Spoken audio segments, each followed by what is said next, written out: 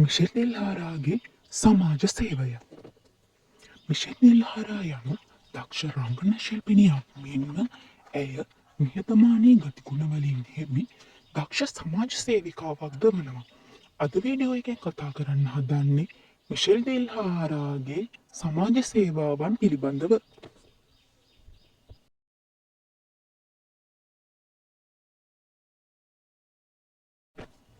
පරිසරයේ විනාශවීම නිසා පීඩාවට පත්වන ජනතාව වෙනුවෙන් ඇය පාරිසරික සංකල්පය නම් සංකල්පය ශ්‍රී ලංකාව පුරා ප්‍රචලිත කළාය. ඒ අනුව දිවයින පුරා පාසල්වල ගස් සිටුවීමේ ව්‍යාපෘති ආරම්භ කළාය.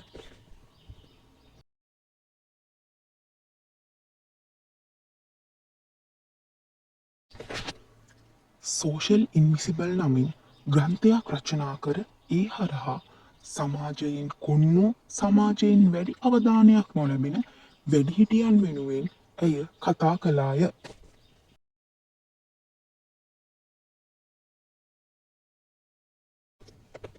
මිෂෙල් දෙල්හාරා යනු තම ධනය අසරණ වැඩිහිටියන් වෙනුවෙන් සහ අසරණ දරුවන් වෙනුවෙන් වියදම් කරන ඉතාම නිහතමානී රංගන ශිල්පිනියකි.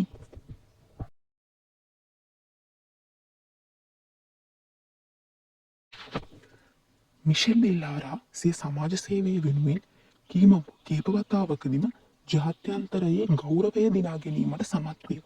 ඒ අනුව අර්ත් ඩේ නෙට්වර්ක් සංවිධානයේ ශ්‍රී ලංකා තානාපතිනිය මෙන්ම ඇය කාලයක් කොරියානු පරිසර සංවිධානයක තානාපතිනිය ලෙසද කටයුතු කළාය.